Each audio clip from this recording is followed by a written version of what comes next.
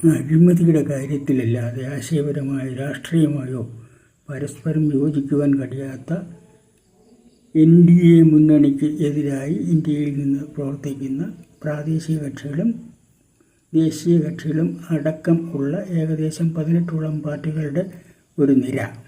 അവർക്കൊരു pre poll alliance പോലും പലയിടങ്ങളിലും സാധ്യമായില്ല, ചിലയിടങ്ങളിൽ സാധ്യമാവുകയും ചെയ്തു. അവർ സർവശക്തിയും സമാഹരിച്ച് എല്ലാ ആയുധങ്ങളും ഉപയോഗിച്ചുകൊണ്ട് തിരഞ്ഞെടുപ്പിനെ നേരിട്ടിട്ട് ഫലം വന്നപ്പോൾ 290ഓളം സീറ്റ്, അതിന് മുകളിൽ സ്വതന്ത്രന്മാരുടെ അടക്കം ഇപ്പോൾ ഏകദേശം 300ഓളം എത്തിയിട്ടുണ്ട്. സീറ്റോടുകൂടി NDAയുടെ നേതൃത്വത്തിൽ പ്രധാനമന്ത്രിയായി നരേന്ദ്രമോദി 3ാം വട്ടവും അധികാരത്തിലേറി. ആ അധികാരത്തിലേറിയതിനെ അംഗീകരിക്കുന്നതിന് പകരം ഞങ്ങൾക്ക് കോൺഗ്രസ്സിന് 99 സീറ്റ് കിട്ടി, 100 സീറ്റ് എന്ന് കരുതുക, 100 സീറ്റ് കിട്ടി. എല്ലാവരെയും കൂടെ ഭൂരിപക്ഷം കിട്ടിയില്ല. ആ ഭൂരിപക്ഷം കിട്ടിയില്ലെങ്കിൽ പോലും കഴിഞ്ഞ NDAയുടെ സീറ്റ് കുറയ്ക്കാൻ കഴിഞ്ഞു എന്നുള്ള കാരണത്താൽ ഞങ്ങളാണ് ജയിച്ചത് എന്ന ജനാധിപത്യത്തിലെ ഒരു തമാശയും പറഞ്ഞുകൊണ്ടാണ് ഇപ്പോൾ അവർ പ്രവർത്തിക്കുകയും രാഹുൽ ഗാന്ധിയെ പ്രതിപക്ഷ നേതാവായി തിരഞ്ഞെടുക്കുകയും ചെയ്തു. രാഹുൽ ഗാന്ധിയെ പ്രതിപക്ഷ നേതാവായി തിരഞ്ഞെടുക്കുമ്പോൾ ഇവിടുത്തെ മാധ്യമങ്ങളിലൂടെ അവർ പറഞ്ഞത് ഒരു സ്പീക്കറുടെ തിരഞ്ഞെടുപ്പുമായി ബന്ധപ്പെട്ട് കൊടിക്കുന്നിൽ സുരേഷിനെ സ്ഥാനാർത്ഥിയാക്കിക്കൊണ്ട് ഒരു ബലപരീക്ഷണത്തിന് ഞങ്ങൾ തയ്യാറാവുകയാണെന്നാണ് അവർ പറഞ്ഞതെങ്കിലും സ്പീക്കറുടെ തിരഞ്ഞെടുപ്പ് വന്നപ്പോൾ അവർ ശബ്ദ വോട്ട് എടുപ്പിന് വഴങ്ങുകയും പോളിംഗ് ആവശ്യപ്പെടാതിരിക്കുകയും ചെയ്തു. കാരണം തൃണമൂൽ കോൺഗ്രസ് അതിനെ എതിർത്തു, മമതാ ബാനർജി.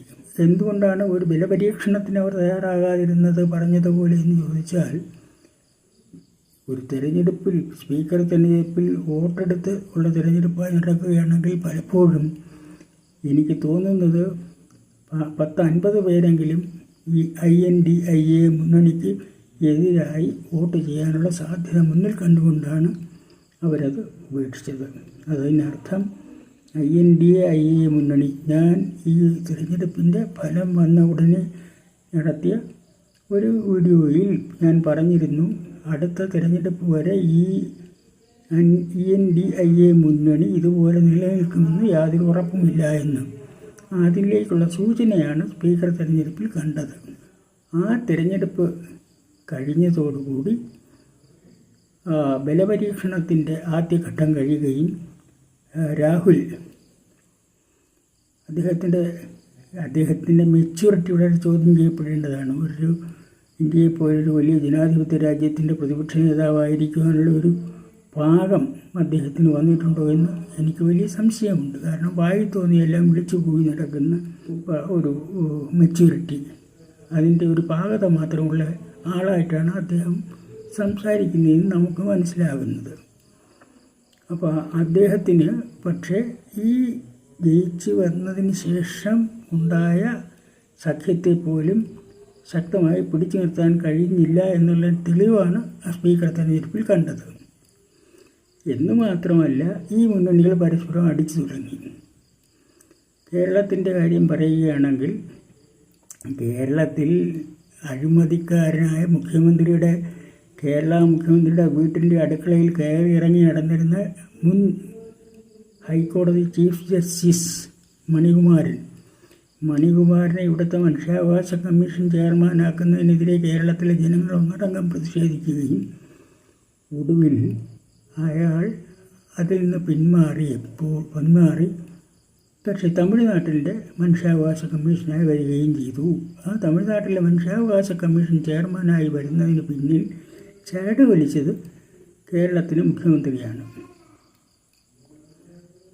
അത്രമാത്രം സ്റ്റാലിൻ്റെ മേൽ സ്വാധീനമുള്ള കേരളത്തിലെ മുഖ്യമന്ത്രി ഇപ്പോൾ KSRTC സംബന്ധിച്ചൊരു പ്രശ്നത്തിൽ തമിഴ്നാട്ടിലെ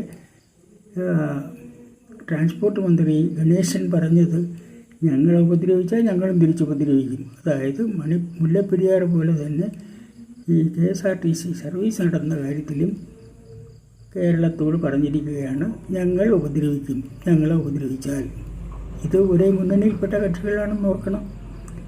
CPMകാർക്ക് 2-3 സീറ്റ് ഉള്ളതിൽ 2 തമിഴ്നാട്ടിൽ നിന്ന് കിട്ടിയത് ഈ സ്റ്റാലിൻ്റെ സഹായത്തോടെയാണ്.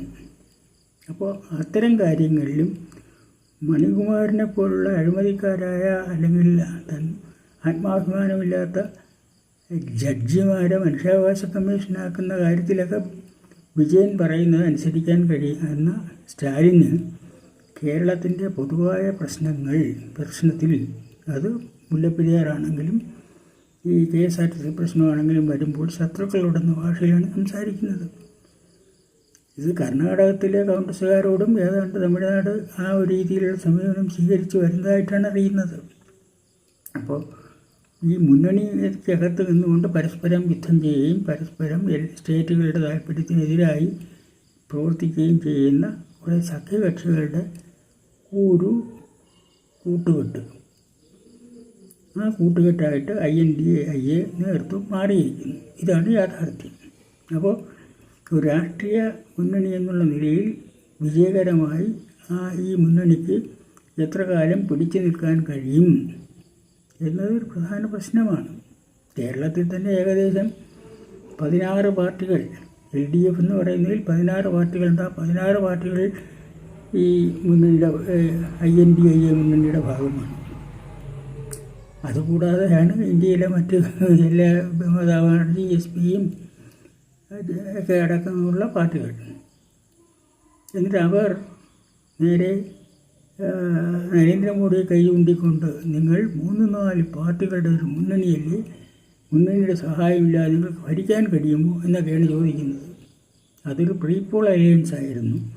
പോസ്റ്റ് പോൾ അലയൻസിലൂടെ പോലും ഒരുമിച്ച് നിൽക്കാൻ കഴിയാത്ത മുന്നണിയിലെ 10-20 പാർട്ടികൾ, 20-ലേറെ പാർട്ടികൾ അടങ്ങുന്ന ഒരു മുന്നണിയാണ് തിരിച്ച് ഈ 2 കാലിലും വന്നുള്ളവൻ, ഒരു വിരലിൽ മാത്രം വന്നുള്ളവനെ കളിയാക്കുന്ന പോലെ സംസാരിക്കുന്നത്. അപ്പോൾ തിരഞ്ഞെടുപ്പിൻ്റെ റിസൾട്ട് വന്നു കഴിഞ്ഞു.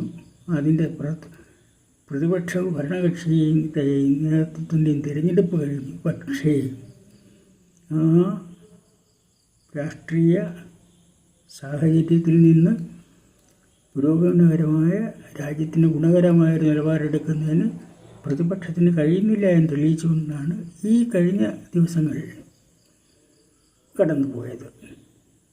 ഇനിയുള്ള ദിവസങ്ങളിൽ എങ്ങനെയിരിക്കും എന്ന് ഇതിൻ്റെ സൂചനയും അക്കാര്യത്തിലുണ്ട്. അപ്പോൾ ഒരു ശക്തമായ പ്രതിപക്ഷ നിര പടുത്തുയർത്തുന്നതിന് കിട്ടിയ ആദ്യത്തെ സന്ദർഭം പോലും കൈവിട്ടുപോയ, അത് അനുകൂലമാക്കി മാറ്റിയെടുക്കാൻ കഴിയാതിരുന്ന ഒരു കൂട്ടുകെട്ടിന് എങ്ങനെയാണ് ശക്തമായൊരു മുന്നണി എന്നുള്ള നിലയിൽ മുമ്പോട്ട് പോകാൻ കഴിയുക?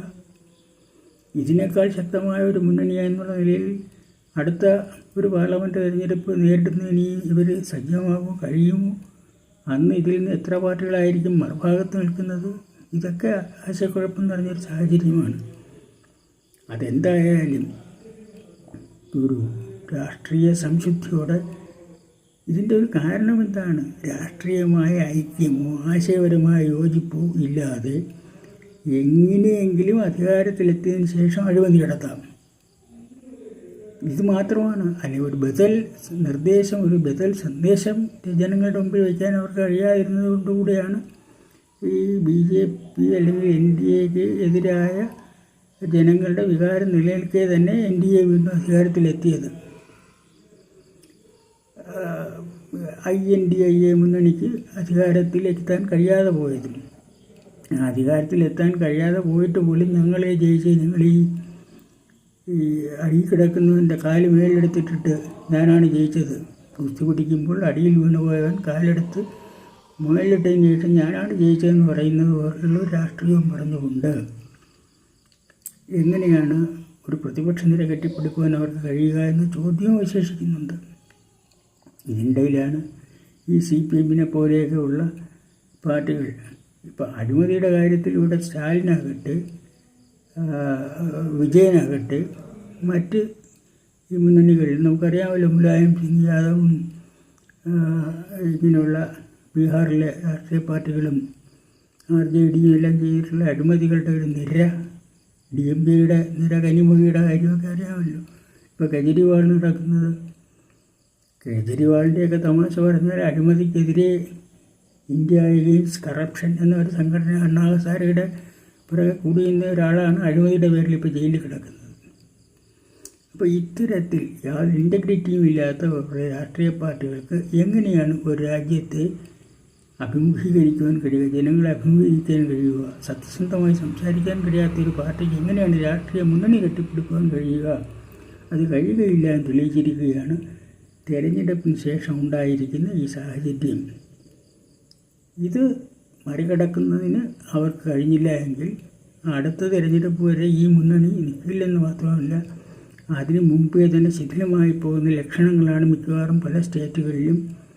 ആ സ്റ്റേറ്റുകൾ തങ്ങളിലുള്ള ബന്ധങ്ങളിലും ഭരണത്തിലിരിക്കുന്ന INDA മുന്നണിയുടെ സഖ്യകക്ഷികൾ അധികാരത്തിലിരിക്കുന്ന സംസ്ഥാനങ്ങൾ തങ്ങളിൽ തുടങ്ങിയിരിക്കുന്ന പോര്, ആ പോര് പോലും അതാണ് കാണിക്കുന്നത്. രാഷ്ട്രീയ ഐക്യമുണ്ടെങ്കിൽ, രാഷ്ട്രീയ ആശയപരമായ ഒരു ഐക്യമുണ്ടെങ്കിൽ അവർക്ക് ഒരു ടേബിളിൻ്റെ ചുറ്റും കൂടി സംസാരിച്ച് തീർക്കാൻ കഴിയുന്ന കാര്യങ്ങളാണ്. അത് കഴിയുന്നില്ല. ആ സാഹചര്യത്തിലാണ് അവർ പിന്നെ എന്തിനു വേണ്ടിയാണ് ഈ മുന്നണി? ഒരു സംസ്ഥാനത്തിൻ്റെ 2 സംസ്ഥാനങ്ങൾ തമ്മിലുള്ള പ്രശ്നങ്ങൾ പോലും ചർച്ച ചെയ്ത് പരിഹരിക്കാൻ കഴിയാത്ത കക്ഷികളാണ് ഒരു മുന്നണിക്കകത്തുള്ളതെങ്കിൽ ആ മുന്നണി കൊണ്ട് എന്ത് കാര്യമാണുള്ളത്? ഈ ചോദ്യം വളരെ പ്രധാനമാണ്.